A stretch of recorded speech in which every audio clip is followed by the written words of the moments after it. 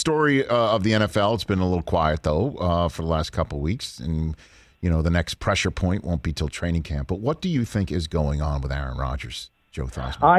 I think Aaron has dug himself in.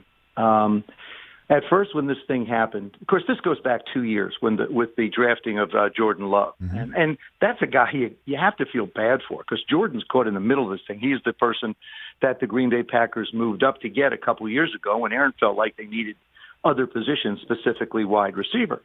And so he goes out and has an MVP year. And basically, I think what he's saying in a nonverbal way is, look, you thought so much about the kid, you went and moved up to go get him.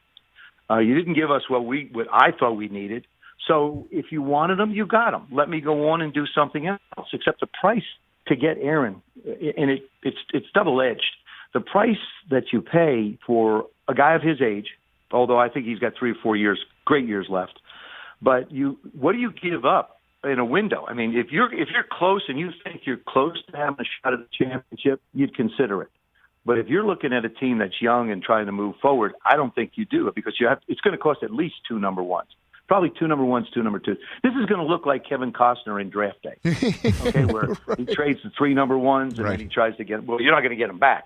But that's sort of what's going to wind up happening. I would be surprised if he's a Green Bay Packer. He's going to be in the tournament too, by the way. Oh, he is he? Okay. Yeah, Patrick is there. Patrick Mahomes, Aaron's there. Justin Timberlake, just to mention a few more. Sure. So there's too much has been said. Right. I think, and I just couldn't understand the organization a couple of months ago. The Packers coming out and saying, Aaron Rodgers is our quarterback for the foreseeable future. Yes. Are you kidding me?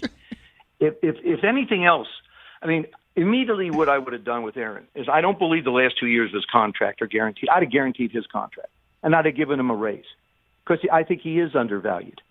Not as valued as I believe he would be. I mean, if you look at the numbers that some of the guys are getting that haven't done near as much as he is, I think he deserves more. No, I know that. More than what he's getting. The issue is, Joe Theismann here on the Rich Eisen Show, as you pointed out to start this, is that it was the drafting of Jordan Love that started a clock in this day and age, unlike, when you were drafted, or as, our friend Terry Bradshaw mentioned, well, when they drafted Mark Malone, I just didn't pay that any mind. Well, that's because, Mark Malone's drafting in the first round wasn't mandated contractually and collective bargaining contract to put the kid out on the field right away to see if you have to pick up a second-year option. That's the way things go now. So the drafting of Love, sure, how they drafted him and where they drafted him started a clock, and Rodgers knows that. So my question, and why they moved up to get him.